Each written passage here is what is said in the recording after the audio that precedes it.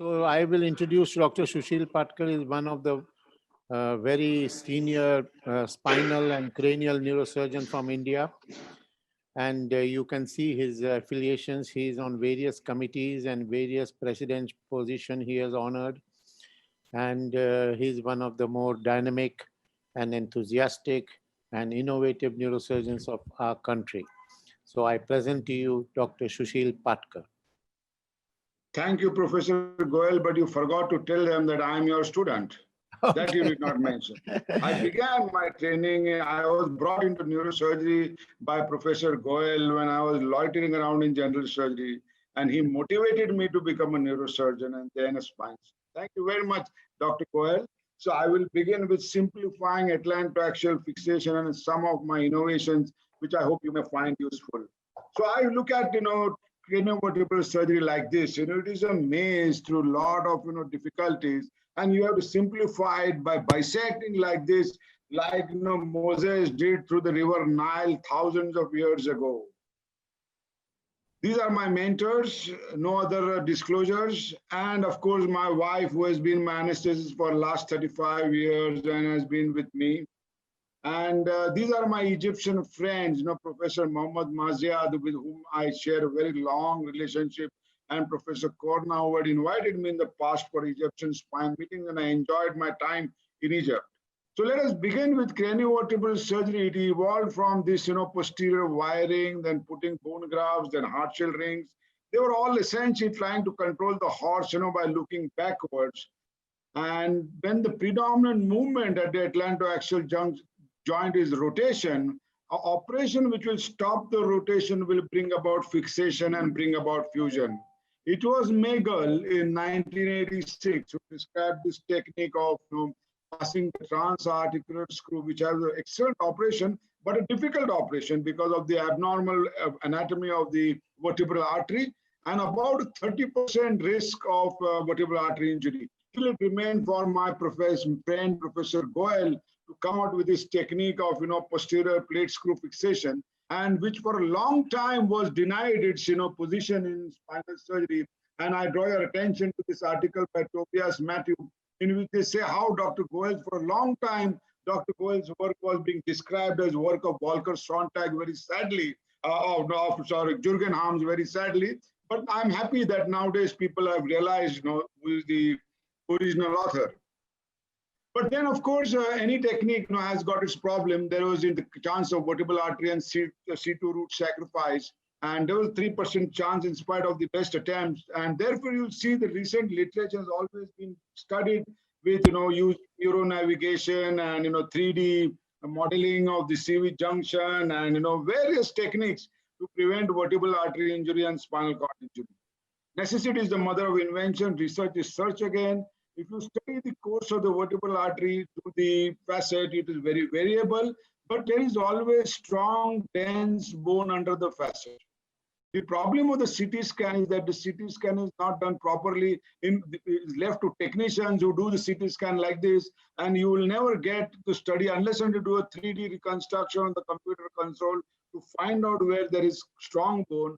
Almost all patients have strong bone under the facet where you can pass a screw into the body of C2, into the true pedicle, and get a rigid fixation without worrying about the vertebral artery.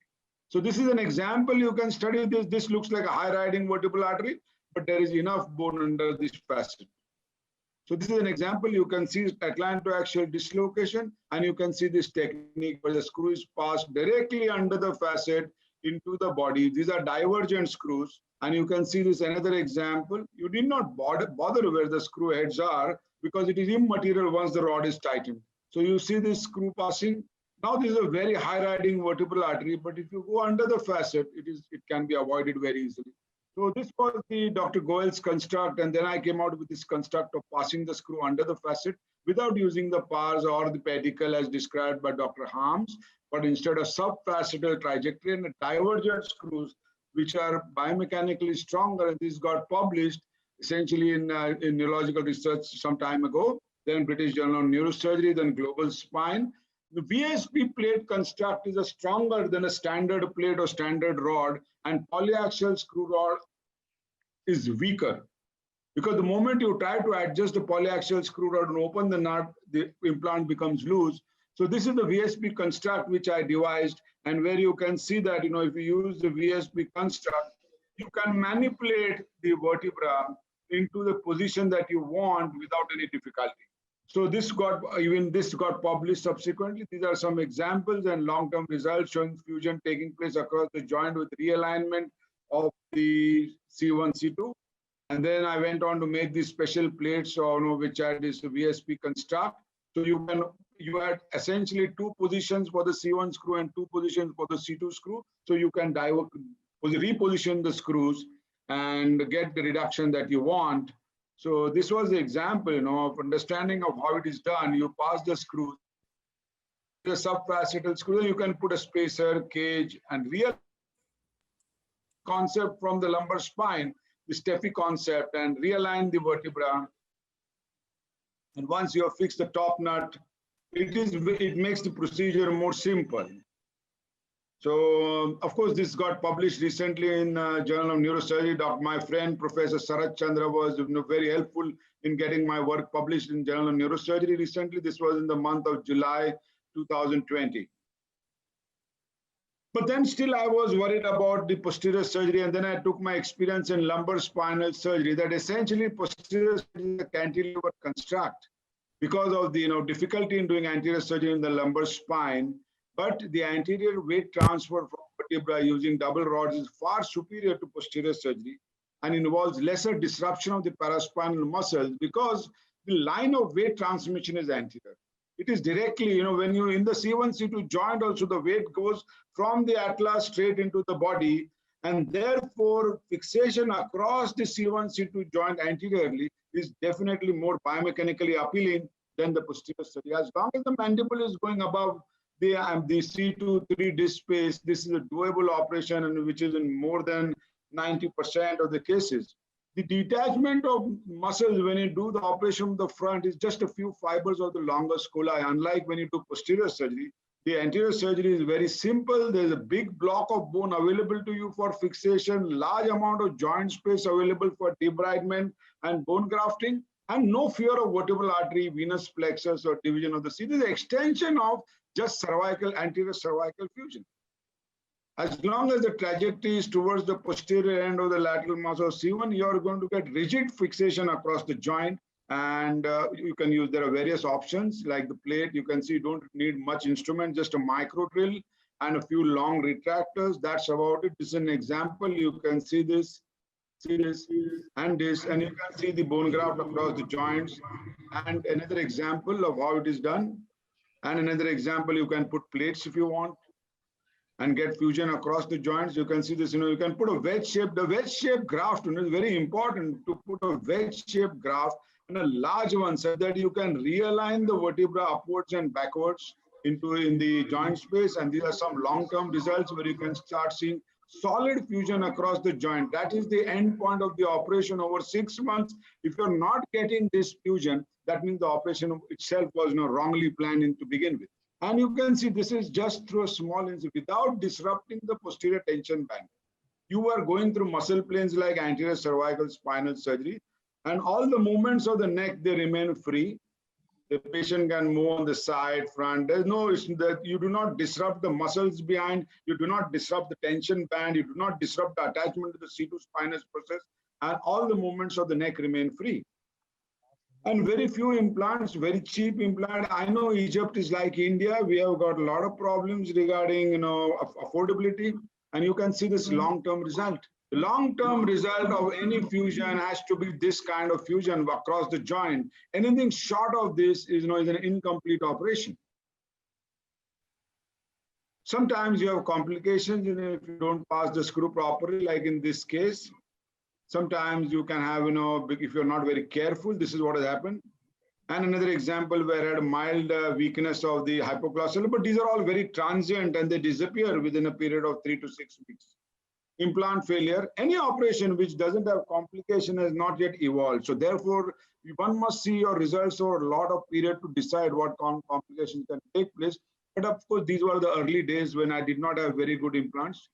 In one case, I had over distracted. I had not drilled into the lateral mass of atlas properly. So you see the joint got distracted and the patient woke up with the torticollis and I had to revise it, but nothing big, it's very simple. So there can be a lot of complications. This work got published first from 2013 in Japan and then subsequently in other journals. These were cases of torticollis where I used to do this kind of operation where I used to fix the atlas and shift with the translaminar screw on the other side. But then I started doing anterior. So I feel that congenital torticollis is always a function of maldevelopment of the superior surface of the C2 facet on one side. Open the joint, fuse the joint, and pass anterior transarticular screws by putting a lot of bone graft. You can realign torticollis in most cases and very easily from the with anterior surgery. So you can see this long-term result where you get a fusion. The child is now almost 7 years and his neck has been corrected in position with good fusion across the joints. So essentially, it is a disease of the superior facet and wrongly developed anatomy of the facets. You realign the facet, and the easiest way to realign them, I feel, is anteriorly.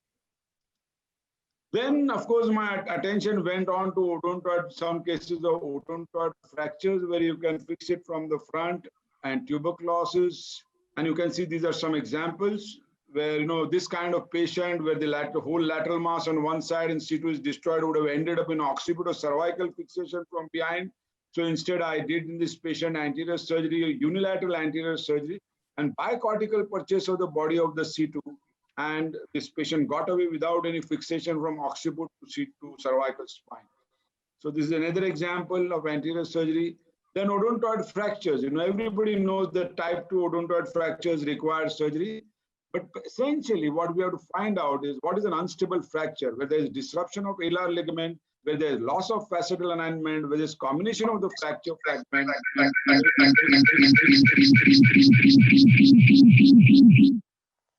There's a problem with the sound. So unstable fractures are not good candidates for ventral screw. Ventral screw, I think, is a very simplistic operation which is offered for elderly patients. Young patients with odontoid fractures are potentially always unstable because the odontoid is deep inside the neck. It is not possible to get an odontoid fracture without ligamentous disruption and without combination. Over a period of time, you'll find that the osteoporosis affects the odontoid process too. And passing a screw, I think, is a very simplistic procedure for odontoid fractures, which will soon, I think, over a period of time, you see long-term results, they are bound to fail. Now, fractures like these, which are displaced or which have got split odontoid, are very bad candidates for anterior screw. Then, of course, you'll see that if the anterior screw is a very demanding operation, that it should be done properly. It should always engage the posterior cortex. The screw should sink into the anterior cortex here. If not, there should be adequate bone in front of the screw. And you'll find that most neurosurgeons, orthopedic surgeons do not follow all the three principles of fixing odontoid fractures. And in the long run, if the odontoid screw is not perpendicular to the fracture side, this is what happens, that the screw goes into malalignment. So essentially, odontoid fracture is a very demanding operation and which requires a lot of planning and correct technique, and if not done properly, can fail miserably. And you can see this is an example where odontoid fracture has been, fixed, and the surgeon is very happy. But you see that there's a gap at the fracture side. The distal cortex has not been engaged, and the screw is not sunk into the proximal cortex. And see, very little bone is there in the front. This is doomed for failure, doomed. And like I said, the odontoid changes with time. So attention to the odontoid is very essential before taking a decision of fracture fixation with a screw. Now you see this displaced odontoid fracture. This patient would have ended up in transoral odontoid excision, occipito-cervical or posterior C1, C2 fixation. This fracture has been realigned and fixed with anterior transarticular screws. And you can see that the atlas and axis have been brought back into position. This is another patient which is unstable fracture going into the superior facet fixed with a ventral plate and screw. And in compression mode, any fracture, you have to ultimately look at, whether the fracture is realigned, whether it is fixed in compression mode, and that is going to give you the best chance for healing. Now, this kind of patient who comes with a more than 2-month-old fracture, you can refracture it, realign it, and fix it with a ventral plate and screw. And you can see the long-term result, the end point of odontoid fracture treatment has to be reformation of the posterior cortex, not just getting a good X-ray where it has come into alignment. You must get reformation of the odontoid. The odontoid has to be reformed, then that is correct treatment. So you can see some examples. This is a fracture, bad fracture for ventral screw, because fractures for ventral screw have to be slanting posteriorly. You try to pass the screw, it is never going to be perpendicular. Is there some problem with the sound? Dr. Goel, can you hear my sound? Is there an echo?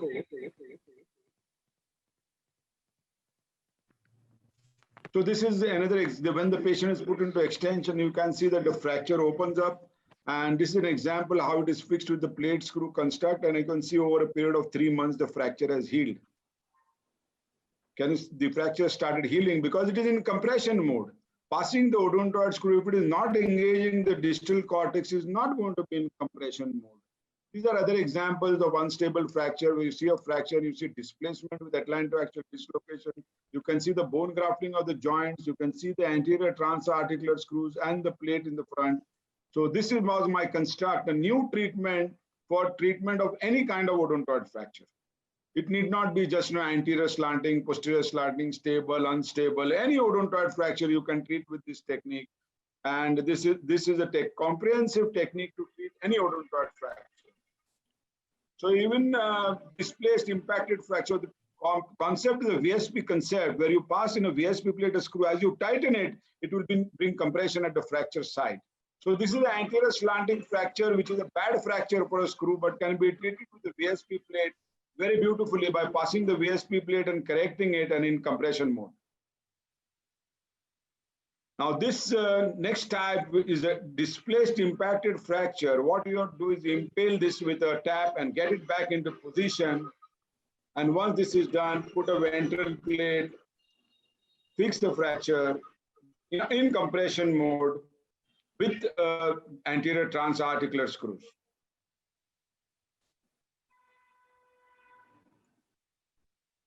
So you can see now this is a locked C1, C2 facet, which is not getting reduced by traction. So what it requires is going there, the muscle is trapped in the fracture site, removing the muscle, realignment and passing of anterior transarticular screws. And you can see this with the bone graft in the joint, and the fusion has started and the locked facet has been corrected by anterior surgery. So this technique got published as anterior new technique of, comprehensive technique for treatment of fractures in 2017. And then in neurosurgery with no need for neuronavigation, no need for C-arm, no chance of vertebral artery injury. The next thing that caught my attention was basilar invagination. There's no consensus about treatment. Of course, Dr. Goel from India is credited with the best kind of new operation or distraction and fixation. And my friend, Dr. Sarat Chandra, who is going to speak after me, is the one who brought out this concept that in basilar invagination, the focus has to be on the facet joints rather than anything else. Realign the facet, correct the position of the facets, distract the facets, and you are going to treat basilar invagination. So there are various kinds of this, depending upon how bad the joint slant is, that will decide your success in the operation. I still feel that there is some role for transoral surgery. I don't think that all patients can be treated by distraction and realignment. Of course, Dr. Goel and Dr. Sarat Chandra have their own views, which might be different.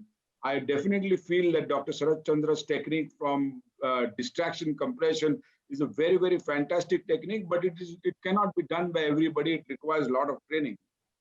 So when I looked at it, the atlas slips anteriorly over the axis. There is vertebral plexus, vertebral artery, C2 ganglion, and the muscular ligamentous complex. And I thought that anteriorly should be easier to do the operation than disrupting all these muscles from behind.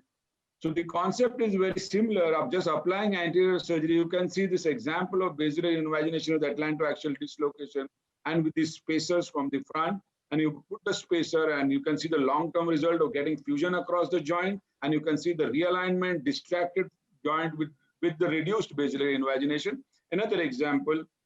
And you can see how this is done. And this new concept of grab hooks line, rather than focusing on all these lines, what is important is the distance, perpendicular distance from the line drawn from the clivus to the posterior end of the C2. And you can see now this case. and see this post-op. It should be reduced to 9 mm, less than 4.4 mm now after surgery. This is the new concept where you put a wedge-shaped cage inside, push the cage inside, it will lift the atlas upwards and backwards. And of course, this got first published as anterior facetal realignment, a new technique, technical note. And then subsequently neurospine, for those who want to see, the video is also there. Then British Journal of Neurosurgery. And you can see these examples, how you can, I've gone up to 9 mm cages from the front. And you can see this case where you can see the odontoid has been brought down, realigned, and you can see the compression over the spinal cord relieved. Now I've come out with this new concept where you can pass this kind of spacer, where you can pass one screw into the subfacetal region and one into the atlas directly. And there is no need to have a plate, but you can put a kind of spacer with bone graft inside it. And you can realign by tapping and holding onto the odontoid. You realign it in the way you want so that you can fix the joint in the position or reduced position. Now, this is a new concept which have come out, which is under review for publication. You can see this case of atlantoaxial dislocation. I hope my friend Dr. Goel is seeing this, see this, and this is a case where the vertebral artery had a very anomalous course and you could not, do, it's not an easy case for posterior surgery. So you can see the facet joints, they're inclined and tilted anteriorly.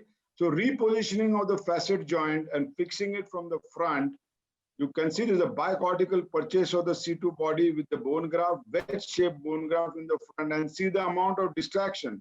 And just see this, pre-operative.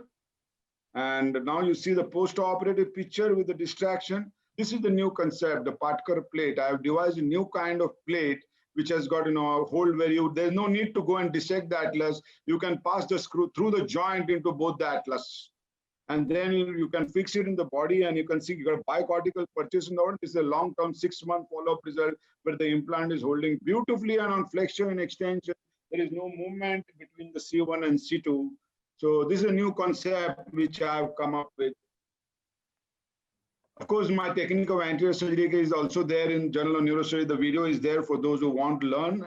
Then lastly, my attention went towards the craniovertebral junction, and you've seen that this craniovertebral fixation involves going from the occiput to the lateral masses of C1, C2. I think this is a very, very bad operation which disrupts all the muscles, and with such a big implant, the proper muscles never fall back, and therefore the entire anatomy of the neck gets disturbed. So this is the case, if the problem is anterior, the solution has to be anterior. You can learn from our results in lumbar spinal surgery all over the world. Lumbar spinal surgery is now tilting towards anterior surgery because they found that over a period of time anterior surgery is sufficient, and if you got the right kind of lever from the front, you can correct very big loads. All posterior surgery is dying to turn towards anterior surgery, and various publication and literature will show you that the anterior surgery will eventually replace posterior spinal surgery. So similarly, in craniovertebral junction, instead of disrupting all these muscles, please, Amma, this was my technique of demystifying basilar invagination surgery.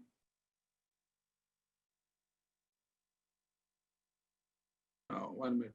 Yeah. So this is a case where you can see basilar invagination, where there is all destruction, post-operative infection, and destruction of the C1, C2 joints, and nothing available for fixation. The patient also had posterior infection, so he is a bad case for fixation in the cervical spine here.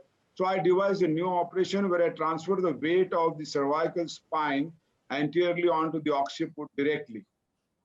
So this is a long-term result on flexion extension. You can see this is a new operation devised by me. Instead of this, directly you lift the whole weight of the skull onto the cervical spine, because that is the natural process how the weight gets transferred. There is almost no bone at C1, C2 here, and therefore you see this patient needed, there is fibrous dysplasia behind, plus almost the first 3 vertebrae have been destroyed. So the weight of the skull is transmitted straight over here instead of getting transmitted from here to here, and like an external fixator, this is a more direct fixation. You can see this. And the long-term result. Now, of course, more than 2 years, this is an old slide, more than 2 years have passed, and over a period of time, you can see the healing and the bone formation. So you can see this technique of mine, atlantoaxial dislocation with basilar invasion. Just expose the cervical spine in the front. There is just lateral to the transverse processes. There is a completely fantastic free area where there is no important structure. Take a rod, bend it twice at 90 degrees, contour the rod and push it bluntly through the muscles on both the sides. And then there are special locker which I have devised to fix the rods to the vertebra on either side of the vertebra in the gutter over the uncinate process, so it will not interfere with the swallowing. The rod comes out behind. There is no need to open all the paraspinal muscles. Just make two, see this is how the rods will come up. Make two vertical incisions on the sides without disrupting the posterior tension band, without disrupting the muscular attachments, without getting frightened of any vertebral artery, without getting frightened of any venous plexus, and then using the domino retractor and passing the rod, you can reposition the skull onto the spine by distraction and then compression. See this. So this is the one more technique which I have devised and which also has got published. And see this patient with this fibrous dysplasia. And this is how the cord with dislocation and almost no bone available for fixation. And then over time, you can see how it starts healing. This is immediately 1.5 weeks after surgery, the patient has got up and is very happy. And this got, of course, was there published in ANS, then in neurological research. So whenever you're fixing the C1, C2, look where is the bone available, where there is good bone available, what is the line of vein transmission, and whether the technique is simple, safe for everybody and anybody to do. Necessity is the mother of invention. Research is search again. No knowledge is original. Just keep on, biting and revising, going back, and you'll find various new things. Now, this is another technique which I devised for rod slippage, where I made rods. Normally, these rods, especially in C1, C2, can slip. So I've made these special rods which have got bulbous ends, which get locked at C1, C2. So never be happy. Always keep on asking your question. Is there a better way? Is there a better way? Thank you very much, my dear friends.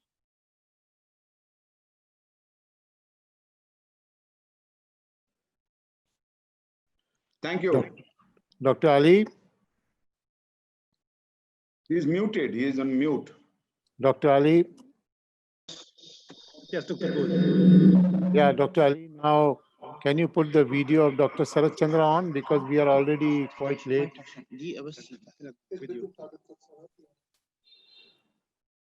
So can you hear me, sir? Yes, I can hear, but so I can give a brief introduction before my video is started.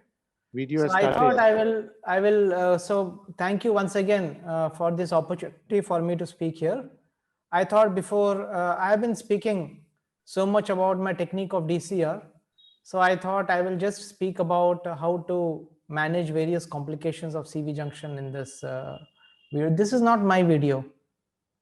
This is Dr. Sushil Patkar's video. How do I get out of the screen? You have to stop sharing, Dr. Sushil. But where do I do that stop sharing? You will have at the top. Yes. Okay, yes, now, yes, thank you. Dr. Ali, you have Dr. Sarat Chandra's video? We have the video. Can we run the video? After his introduction, he wants to talk. You can introduce in the meantime. So I have been presenting the technique of DCR for so many years, and definitely it's a technique which can be done for all severities of bacillar invagination and atlantoaxial dislocation. So in this meeting, I thought I would speak something about the management of complications, because that is something which people are not so keen to touch upon. So maybe now you can start my video.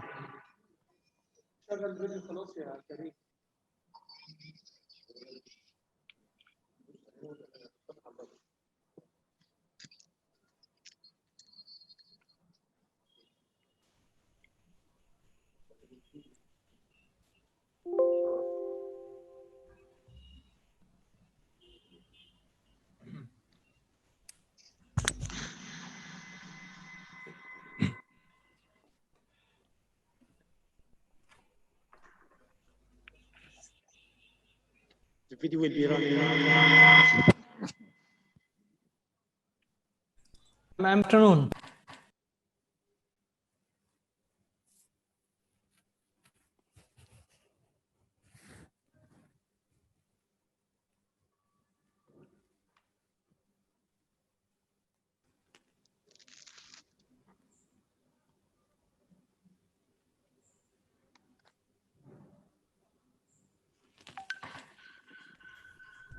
Hello, doctor. Can you hear me? Yeah, good afternoon. How are Good you? afternoon, doctor. I'm fine, thank you. So are you able to hear me properly? Yeah, yes, I can hear you. So I'm ready to record whenever you're ready. Okay, can you share your screen, please? 1 minute.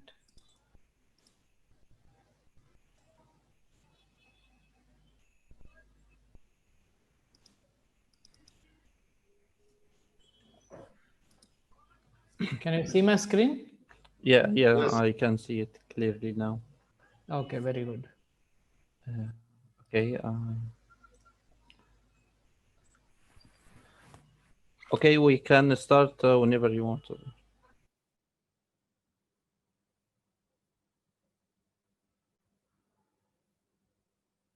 Hmm.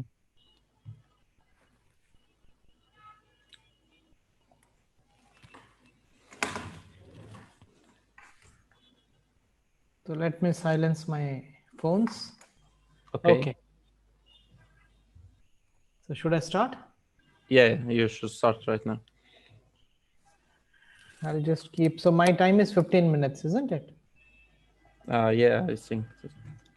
15 minutes. So let me just put on my timer so that I thought you would have edited this. I can.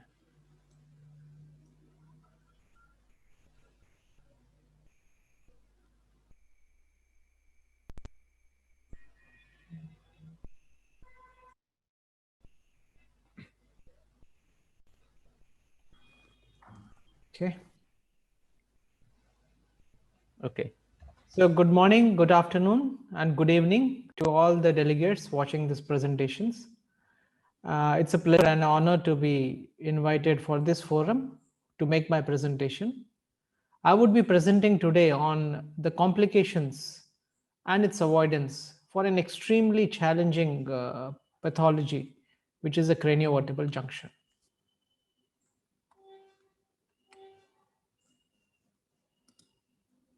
So these are few of my disclosures. So I described the DCR technique, which is registered with a US patent. And I'm also currently developing an R&D project with Medtronics for a universal CV junction reducer. And I'm also developing a special type of C1, C2 spacers with the Department of Science and Technology, India. Now, my interaction with the CV junction has been now close to 20 years, and I have an experience of more than 1,000 cases. Earlier, I used to do the transoral and the posterior fixations, and I've done hundreds of these cases. And then subsequently, I described the technique of distraction, compression, extension, reduction, in which I have operated more than 250 cases. And mentioned below are some of my cardinal publications in this technique. So readers are advised to go through this technique in order to understand better about this technique. But today I shall be something which everybody fears when operating on CV junction, that is the complications. And that is one of the important things to understand and also to know how to handle it. Because unless you understand how a complication happens, you would always feel less confident in handling these complications. So these are the various headings under which I would be describing the complications and how to avoid them or how to handle them. One is, of course, the vertebral artery injury, which is in the back of mind of every surgeon who is operating the CV junction from the back. Then there is also a question of venous bleeding. So whenever one is doing C1, C2, they say, oh, I'm losing a lot of blood. But I will show you certain techniques by which we can make it a completely bloodless surgery. And then, of course, there is issue of injuring the ICA if the screws are too long and you can move it forward, and sometimes ICA injury can happen. It's uncommon, but it can happen. Then cord injury, especially in well operating cases which are severely compromised, is always at the back of the mind of a surgeon. And then, of course, the issue of saving C2 ganglion. So let's speak about the vertebral artery injury. Now, if you look at vascular complications, these are the various vascular complications which can happen: vascular artery injury, venous bleeding, and ICA injury.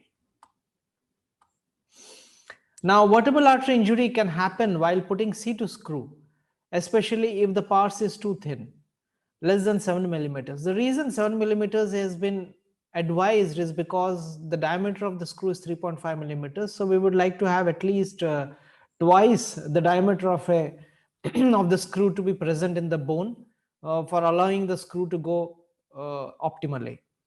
Now, it's important while looking for the thickness of pars that it should be looked in both the sagittal sections as well as the axial sections of the CT scan. Now, the injury rate for vertebral artery is much more higher in transarticular than C2 pars screw. So that's why we prefer doing a C2 pars screw with C1, which is much better than putting a transarticular screw. And of course, the issue of anomalous course of vertebral artery should also be kept in mind. Now, while putting C1, injury to vertebral can happen when one tries to place the screw through C1 through the C1 arch instead of C1 lateral mass, because one has to understand that the vertebral artery is immediately superior to the C1 lateral mass. Then, of course, you could have C3 to C6 lateral mass causing vertebral artery injury. This is rare, but this is sometimes possible. So looking at how a vertebral artery injury can happen with transarticular screw placement is that we have to understand that when we are doing a transarticular screw placement, the screw goes in some direction like this, and this is a cannula for vertebral artery. So if this is too high, and high placement of vertebral artery can happen especially in elderly people where there is a progressive erosion of the C2 arch, and that's why it's very important to mark out the trajectory while placing the C2 transarticular screw. And these are the trajectories described, just 0 to 5 degrees medial angulation, and the screws are more or less straight going up. And it's important to measure the pedicle width, which should be about 7 to 9 millimeters. So for instance, over here, you can see in order to save the vertebral artery, in one of my earlier cases, of course, I don't do the transarticular screw nowadays, but in one of the earlier cases, I had put the C2 screw, transarticular screw, and you can see there is not enough purchase of C1 arch. That is another issue of trying to put a transarticular screw, that you may not be able to get a good purchase of the C1 arch. Now, this is anatomy influencing the C2 screw placement. So you could have a high arched vertebral artery, which could lead. So in this case, obviously, we cannot put a C2 pars screw. We should think of some other options. And similarly, we should also measure the thickness of the pars both on the axial sections as well as on the sagittal reconstructed sections of the CT scan. So this is how the injury can happen.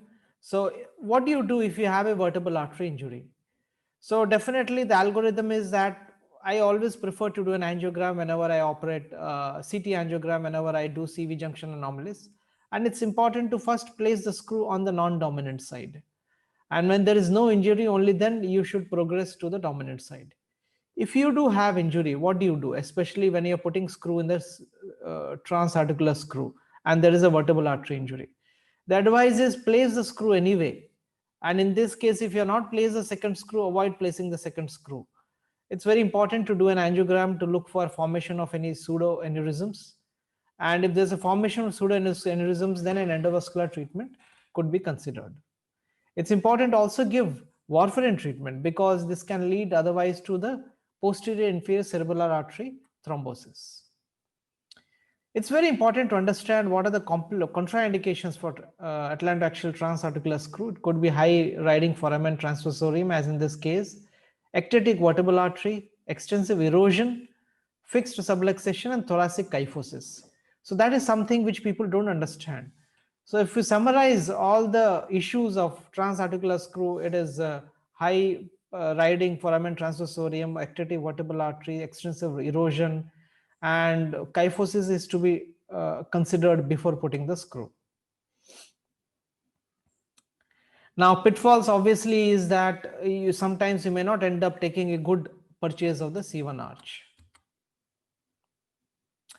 Now, C2 pars has a lesser risk of vertebral artery injury than transarticular screw. You can see that in C2 pars, the screw trajectory is much more horizontal than in transarticular, which has to purchase both the C1 as well as the C2. So this is how the C2 pars screw goes as compared to the transarticular screw shown earlier.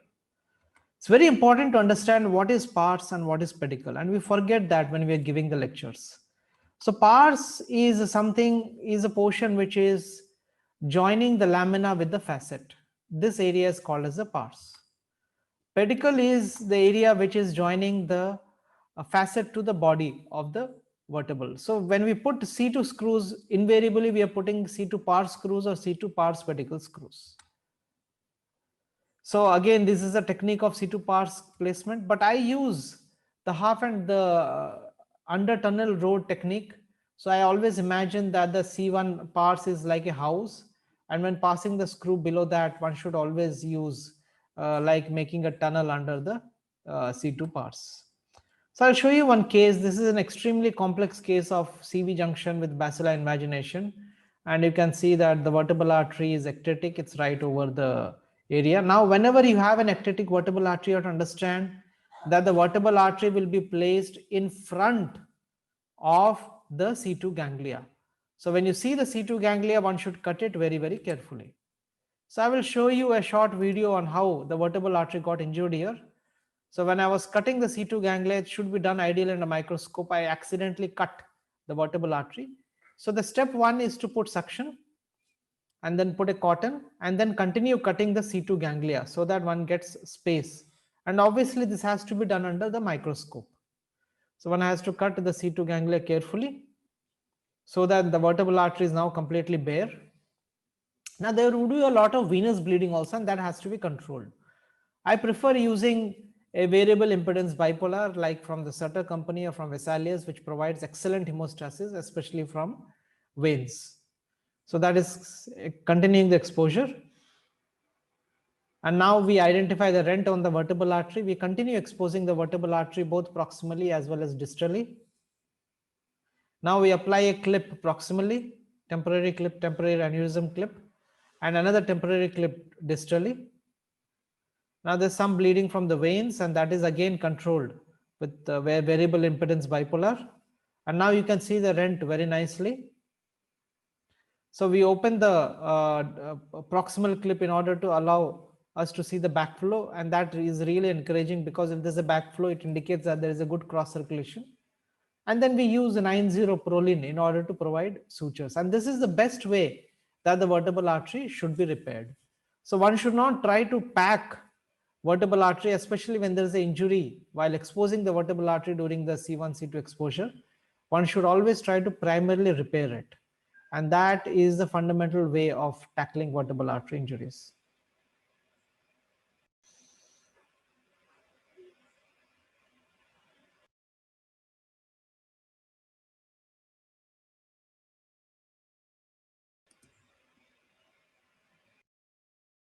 So we release the clips now, and you can see that the sutures are holding on very well. And then we continue with the surgery. We continue drilling the joints and continue with the technique of the DCR.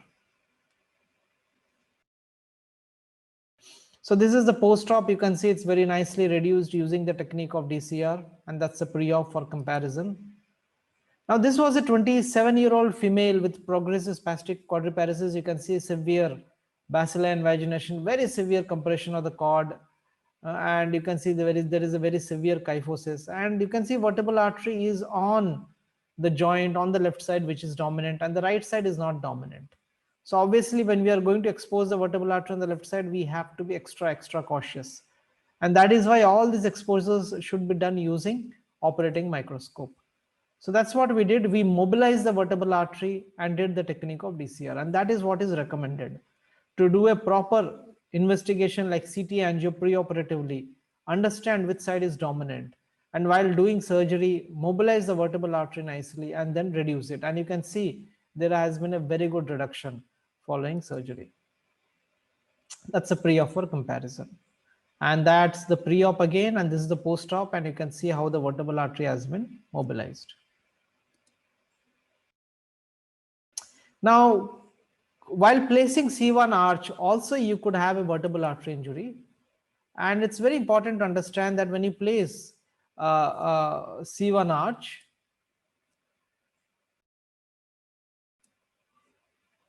so malformed C1 arch or collapsed C1 arch due to degenerative can sometimes lead to placement of the screw through the arch of the C1, which could lead to damage of the vertebral, which is lying just over the C1. So in this case, when there is hardly any C1 lateral mass, one can put the screw through the C1 arch, and then there could be a possibility of the vertebral artery injury.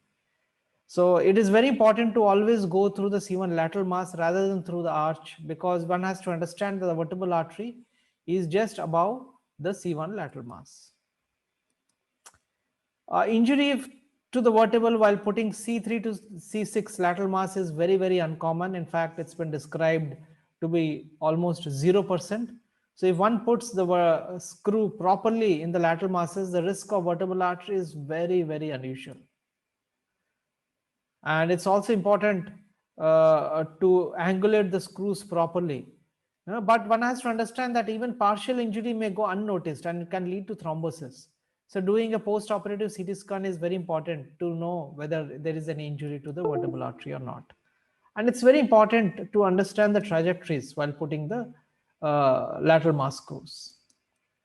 So we next go to the venous bleeding, which again is of consequence. So you have to understand that bleeding can happen only from 3 areas.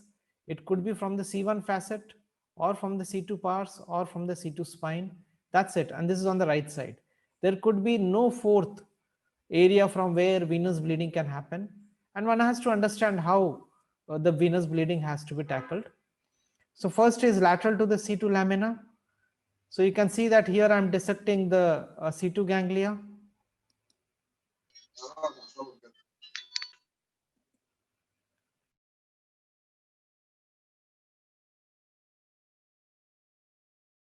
So you could have bleeding from here, from this area, and you could have venous bleeding like this. And when you have bleeding from lateral part of the venous plexus, this is very difficult to control with bipolar. And the best way to control this is to put a dry spongiston, which is a folded and large piece of spongiston, along with cotton, so that the spongiston expands in order to lead to hemostasis. The other area where you could have bleeding is epidurally, when you are dissecting and exposing the joints as well as the C2 parts. That is where the veins retract into the epidural space, and that can lead to bleeding happening from the epidural area. Now, in such cases, it's important to take a small, thin, compressed piece of spongiston and then insert it in between the dura as well as the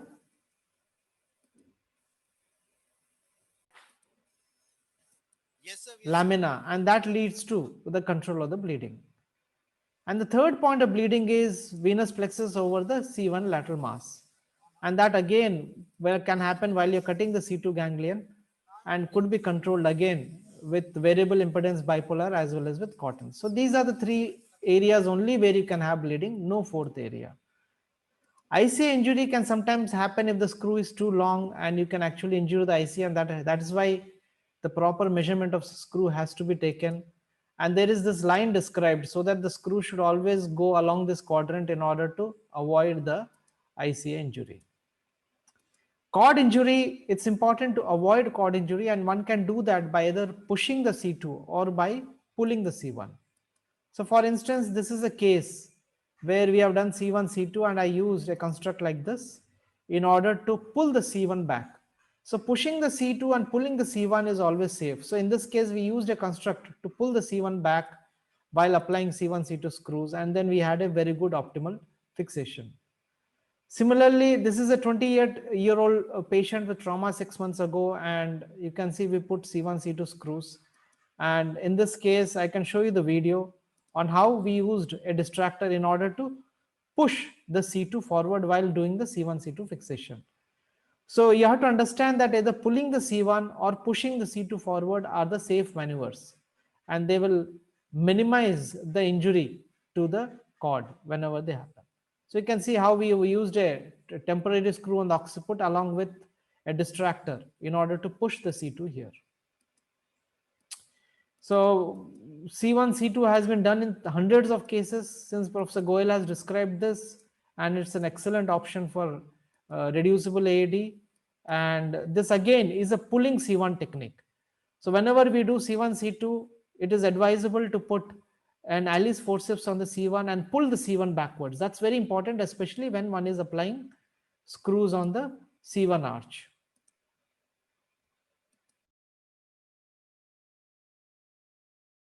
And finally, saving the C2 ganglia. In many cases, it's possible to save the C2 ganglia, especially if the distance between the C1 and C2 is not impacted. So you can see that we have preserved the C2 ganglia and elevated. Nowadays, I'm saving C1, C2 ganglia in almost 60 to 70% of the cases. And one should always try to save it whenever it's possible. So you can see we are elevating the C2 ganglia and we are drilling the joint while elevating the C2 ganglia. It's also advisable to use a smooth shank screw and which can protect the C2 nerve so that there's no irritation when we put a C1 lateral mass over the C2 ganglia. Now these are the issues which can happen with C1 lateral mass screw placement. You could have bleeding, C2 nerve root damage, hypoglossal injury, ICA if the bone is too long, and bone deficiency. Bony deficiency can lead to damage of the and these are the techniques on how you can actually avoid each of this complication. So summarizing, vertebral artery injury, it's very important to do a preoperative CT angio, assess the C2 pars thickness. If less than 7 millimeters, consider a laminar screw. Meticulous dissection under microscope, use only sharp dissection or bipolar, no monopolar at all. Always keep the sutures and clips ready for a possible rupture. If you don't have an experience of handling a vertebral artery injury, it's always advisable to have a vascular surgeon in the OT. Do not be confident with subaxial lateral mass screws because you have to understand that even that can lead to vertebral artery injury. Venous bleeding, I have told you the 3 points of bleeding on how to control them. ICA injury, it is very important to measure the C1 screw carefully because too long a screw on the C1 can lead to ICA injury. And of course, cord injury is either by pulling the C1 arch or by pushing the C2 inside. C2 ganglia can be preserved wherever it's possible. One can always retract the C2 ganglia, and using a smooth shank screw will prevent any injury to the C2 ganglia. So what do we do in pediatric cases, CV junction? So this is one complication which can happen in children, where if the implant is not removed, it can lead to impediment of the growth. And that's why implants in pediatric age group should be removed. And finally, one should not miss the diagnosis. For instance, this is a CV junction anomaly, which looked like congenital versus traumatic in a 7-year-old boy. And then we found multiple needle marks over the abdomen, and then we found that this was a case of child abuse. So such cases should not be missed. So I will finally end my presentation because my time is over, and I will go directly to the conclusion. So I have already told about the conclusions. I think I will end my presentation here. Thank you very much. Thank you very much. Can we just have one moment to try to check the voice again?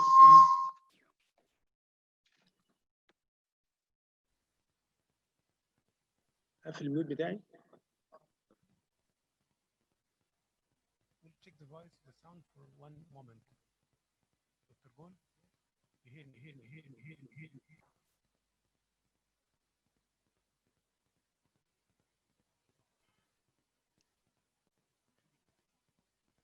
Hello, Dr. Ali.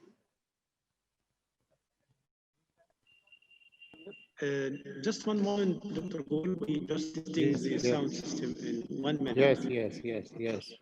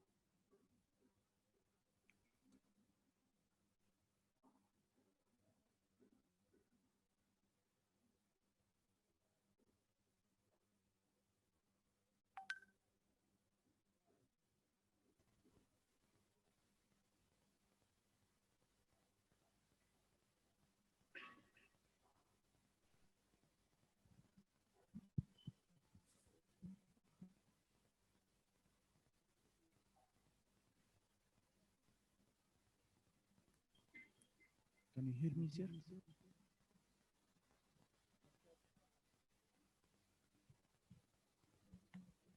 Hello? Hello? Dr. Goli, you can hear me? There's too much There's of lot echo. of- Yeah. There is some echo. Try to adjust the sound. He needs to unmute himself. He's still muted. Dr. Ali is muted and he's talking on the mic.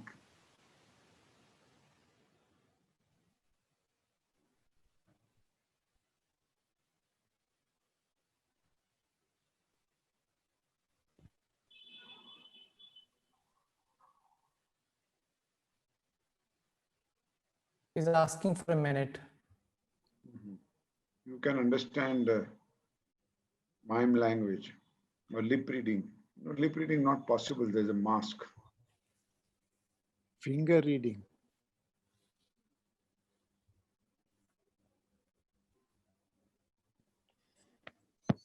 So Professor Goel, Yeah, Sarat. I was inspired by your background. So मैंने भी I have also put a background. You see in my background, if you see properly, there is a Om. Can you see Om in my background? Angiogram and Om. Can you see? It is the reverse tomb. No. Clear. See the kone mein, in the left corner. No? Left corner. You mean to Left, say not this one? No, you cannot point or arrow. You can point on from your finger. You can look behind and point. No, there is nothing behind me. This is just a virtual. This is on the TVs, on the mobile, on this screen, on the computer. On the computer. Hello, everybody. Okay, let's see my finger. Here is Om. Can you see Om? But that's a reverse tomb. That's a reverse tomb. So at least on the screen, it's a reverse tomb. So Ali, what is? Yeah. Yes, Dr. Ali.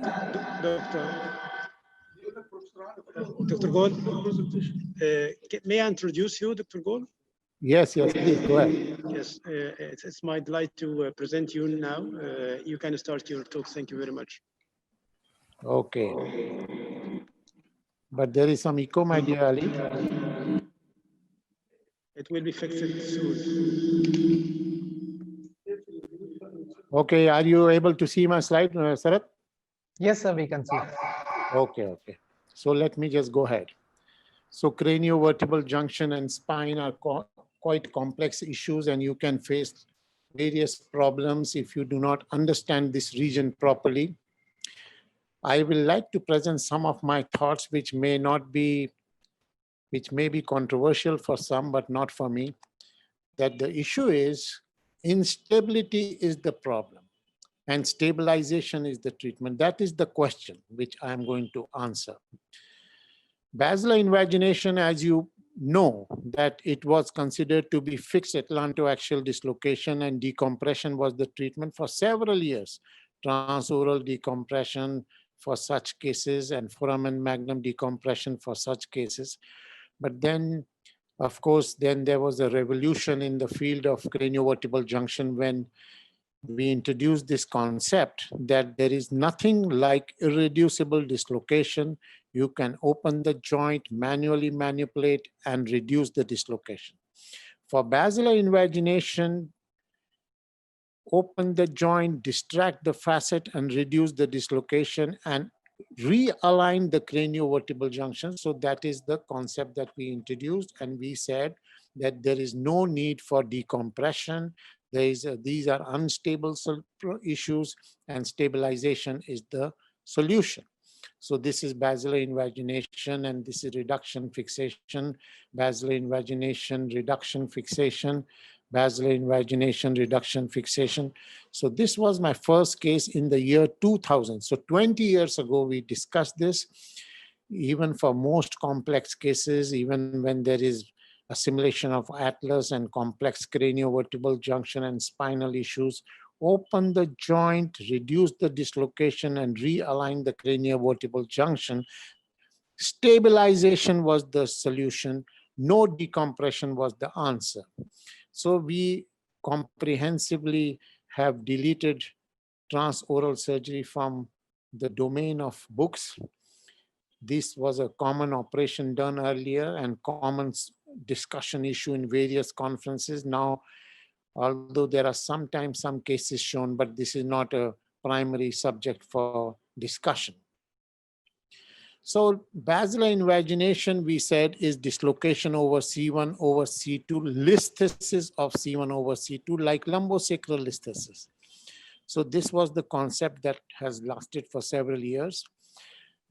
Basilar invagination is dislocation, atlantodental interval is one issue, listhesis of C1 over C2 is another issue, and no decompression, but reduction is the solution. So that is the answer. Then we introduce another very major concept in craniovertebral junction surgery, and that is the issue of central atlantoaxial instability. We know of this listhesis of C1 over C2, atlantodental interval disturbance, compression of the cervicomedullary cord.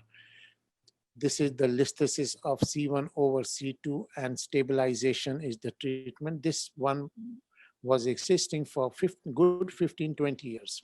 But then we talked about this dislocation. You carefully look at this slide. This is type 1. This is type 2, when the facet of C1 is dislocated behind the facet of C2. There is no atlantodental interval disturbance.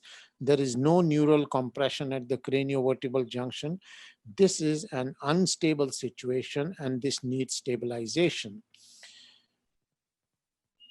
Then we realize another very magical issue, and that is, even when there is no atlantodental interval disturbance, even when there is no facetal malalignment, even when there is no compression, it is atlantoaxial instability, and you stabilize joint when there are other parameters that show or determine the presence of atlantoaxial instability. So this type 2 and type 3 we call central atlantoaxial instability, because there may not be any atlantodental interval disturbance and there may not be any neural compression. So compression is not the issue. Instability is the issue. So type 2 and type 3 we have labeled as, we have called central or axial atlantoaxial instability. Central or axial atlantoaxial instability is in more chronic dislocation. So we have said now that basilar invagination invariably is associated with atlantoaxial instability, and stabilization is the treatment. And we have, few years ago, we have published Group A basilar invagination, Group B basilar invagination, both related to atlantoaxial instability and both treated by atlantoaxial stabilization. So you see there is no atlantodental interval disturbance, but there is a facetal malalignment, there is Chiari and syrinx. So this patient does not need decompression at all, and decompression can be quite a dangerous operation in this situation. You need atlantoaxial stabilization, more importantly than syrinx disappearing, more importantly than tonsil going up. The patient will remarkably recover quickly. So when there is no atlantodental interval disturbance, no facetal malalignment, presence of tonsillar herniation is a clear indication, in my estimation, of atlantoaxial instability, and it suggests need for stabilization. There is no tight posterior cranial fossa. So now we have got several hundred cases of Chiari with syringomyelia, without syringomyelia, with basilar invagination, without basilar invagination, in adults, in children, with other anomalies, with other associations. Of course, I'm not talking of type 2 Chiari. So you need to do atlantoaxial stabilization, and very frequently the syringomyelia will disappear in very quick time, maybe in 2 weeks, maybe in 24 hours after surgery. But in 100% of cases, if you have done MRI after 1 year of surgery.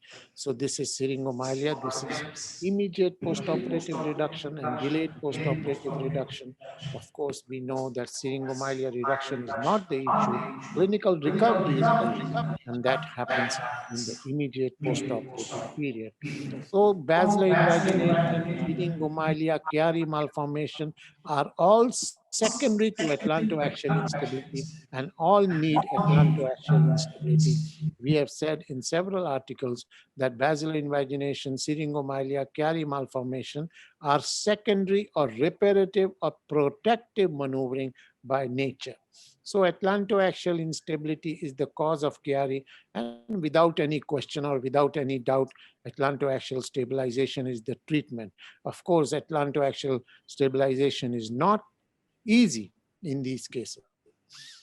Cervical fusions are also secondary and protective response in chronic atlantoaxial instability.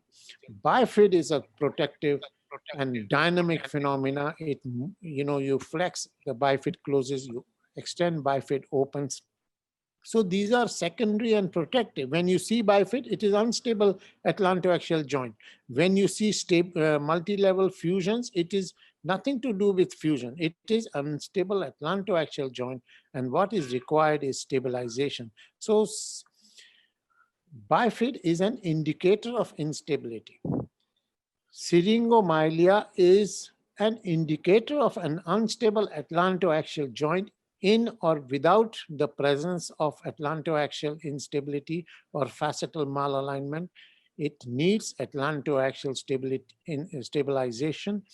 So this idiopathic syrinx has a treatment, and this treatment is atlantoaxial stabilization.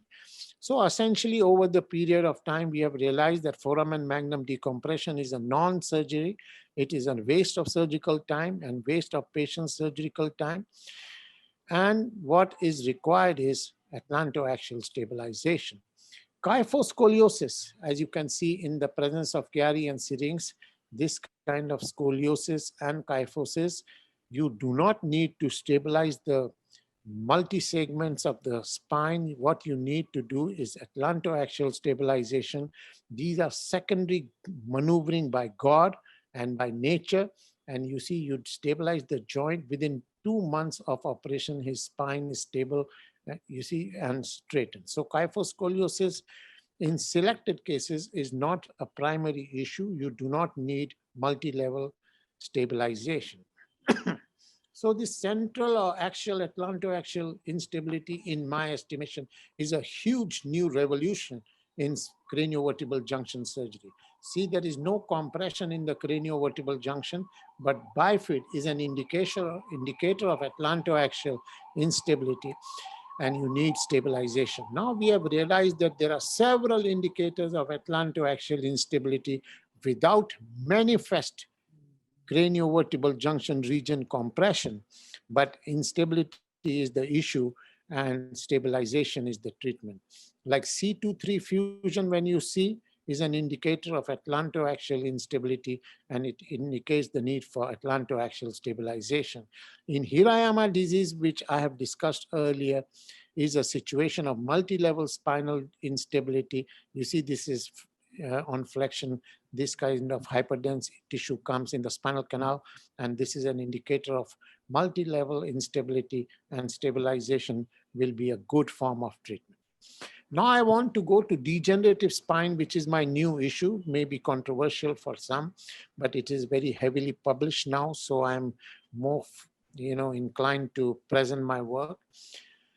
You see, this is horse and it runs on 4 legs. These muscles on the legs are the strongest muscles. You see on the how strong these muscles are on the legs.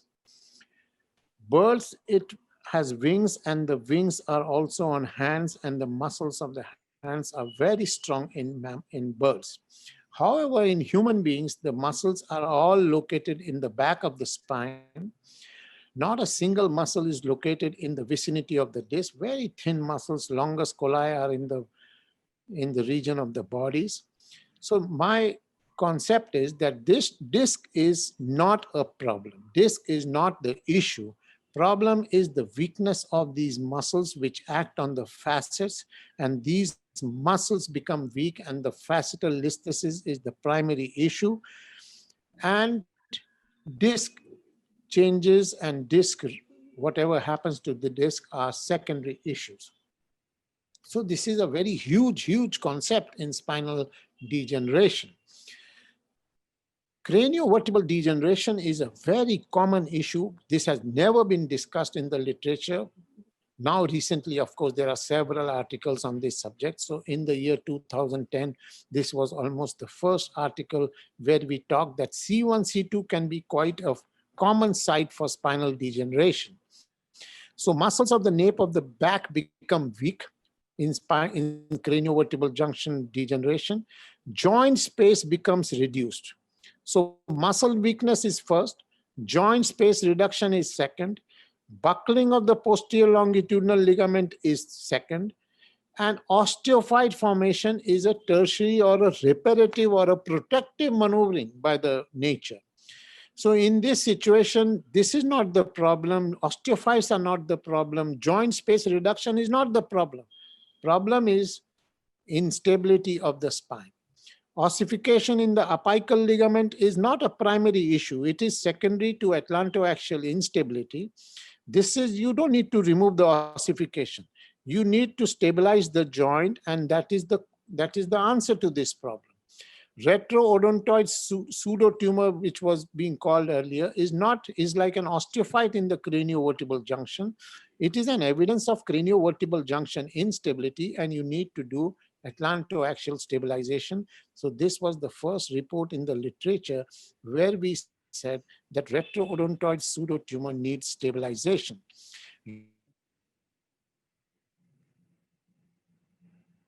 Related to atlantoaxial instability, you stabilize the joint and there can be immediate postoperative disappearance of this cyst. Now we have got several cases of this kind and there is no controversy. Retroodontoid pannus we see in rheumatoid arthritis, which was a common suspected cause of compression to the cord, and transoral surgery was very commonly done for this kind of situation. We said this is due to buckling of posterior longitudinal ligament. Due to facetal destruction in rheumatoid arthritis, you need to stabilize the joint and there can be immediate postoperative regression of the pannus. So pannus is not a primary issue. Now I talk of degenerative spine. Degenerative spine is related to vertical facetal instability, is the genesis of cervical spondylotic disease. Muscle weakness related to disuse, misuse, injury of the muscles are the primary issue. Like C1, C2 listhesis, there is a listhesis of the facet of subaxial spine as a cause of degeneration, reduction of the disc space, bulging of the disc bulges, reduction of the disc spaces, osteophyte formation. This kind of multi-level bulges are not primary issues. They are due to an unstable spine and they don't need to. The entire spine surgery is focused on removal of these things. I am saying that this is not necessary. So about 13 or 14 years ago, we introduced this concept of facetal distraction, like we introduced for C1, C2. You distract the facet and there can be immediate postoperative reduction of the osteophyte, reduction of the ligamentum flavum bulge, and a new disc formation in the interbody spaces, and there can be an immediate postoperative remarkable improvement in the clinical situation. These multi-level disc bulges and multi-level ligamentum flavum hypertrophy can be immediate postoperative. You see the entire story is reduced. Formation, new disc formation, the ligamentum bulges are gone. You see, this is multi-level spinal degeneration. There is no decompression. So like we said for craniovertebral junction, that there is no need for decompression. We are now saying for cervical spine, like this is the disc, you distract and there is a new disc formation. The ligamentum flavum bulge is gone and there is a potential for arthrodesis. So when there is instability, you need to stabilize. So this is another case of disc bulge. You distract the facet and reduce the. So we have done for radiculopathy, for myelopathy, single level, multi-level. So this kind of situation This is another case. You see multi-level spinal compression, and this is multi-level spinal distraction, and you see the complete cord has been completely decompressed. I am using the word decompression because this is secondary decompression. This is not primary, and ultimately there is bony arthrodesis of fusion, and there is no decompression of the spine. So in the year 2011, we introduced this technique of facetal destruction, which is now a very heavily cited article for cervical degeneration. And we introduced these kind of facetal intra-articular spaces, which are patented in US and patented in India and in various other countries. So for disc degeneration, you can have an immediate postoperative disc space reduction. For this kind of disc herniation, which is a very common indication for anterior cervical, remove the disc and then remove the disc. Of course, you can do that, but you can avoid it. And you see, if you distract the facet, single level or multi-level, depending on how you find the unstable spine, and you can have the whole disc herniation go back into the spinal intervertebral disc space. So this is another case which may be a clear case for anterior transcervical surgery, can be avoided. And you see this is multi-level fusion, and this is after several years, the cord is completely clear of any problem. So this same concept we use for lumbar degeneration. Lumbar degeneration or spinal canal stenosis is multi-level disc bulges, reduction in the spinal canal, ligamentum flavum hypertrophy, reduction in the disc space. There is no problem in this situation. The problem is multi-level spinal instability. We introduce these facetal spaces in this kind of situation with great, fantastic results. So decompression of the compressed or deformed canal is the treatment for degenerative spine for several years. So this is the treatment. But now what I am saying is that decompression is not required, fixation is required. And then we introduce another concept that even spacers are not required. You do only fixation. And that's the end of the story. In 2013, we presented 6 cases with this technique. And recently in 2020, we presented 215 cases where we have done only stabilization. So muscle weakness related spinal instability is the cause of spinal degeneration, and spinal stabilization is the treatment. So this is multi-level spinal degeneration. Don't do decompression from front. Don't do decompression from behind. Do multi-level stabilization as it is seen. And this is after some years of surgery. You see the entire spine is completely clean of compression, and the patient has remarkably recovered, and there is no decompression. You see multi-level osteophyte and ligamentous OPLL kind of a story, and you have done multi-level stabilization. There is bone fusion here, and you see this retro body tissue has completely disappeared, right, like retroodontoid hypertrophy in craniovertebral junction. Multi-level spinal osteophyte formation, ligamentous flavum hypertrophy, if at all it is there, and there is no instability by any radiological parameter in the literature. You do multi-level stabilization, and you see there is no compression left after several years, and this whole thing is fused, and this patient remarkably, not remarkably, cured of his problem. This is another case. This is a clear case for transcervical removal of this disc, but you do fixation, and you see the remarkable clinical recovery. So this is a disc bulge, and this disc bulge is finished, and this is the fixation. So instability is the cause of symptoms in my estimation, and stabilization is the treatment, not neural decompression, deformation or compression, but instability is the cause of symptoms in degenerative spine. You see, you have to identify where is the instability. That is the most critical and most difficult part in the treatment of spinal degeneration. And I have recently written this article, which you might like to refer. I have also realized that atlantoaxial instability is a common association in multiple segmental spinal cervical spondylotic myelopathy. You see there are multiple spondylotic myelopathy. Atlantoaxial instability is this. So this patient needs multi-level cervical fixation and atlantoaxial fixation, and you can only see wonders after this kind of operation. So almost always present, and you need to, you see the central instability I call, no compression of the cord, and there is a central atlantoaxial instability. You need subaxial and atlantoaxial stabilization. Lumbar canal stenosis, you read the title, analyze the role of stabilization and futility of decompression. This was a neurosurgical focus about 2 years ago. So lumbar canal stenosis, this kind of disc space reduction, bulges of the disc and ligamentous flavum hypertrophy are not primary, even they suggest presence of a multi-level spinal instability and need for multi-level stabilization. You see this multi-level compression and multi-level stabilization, and you will see wonders in treatment. So my concept now is that there is no need for decompression. There is no need for removal of this osteophyte. There is a need for stabilization. And this concept is quite heavily published.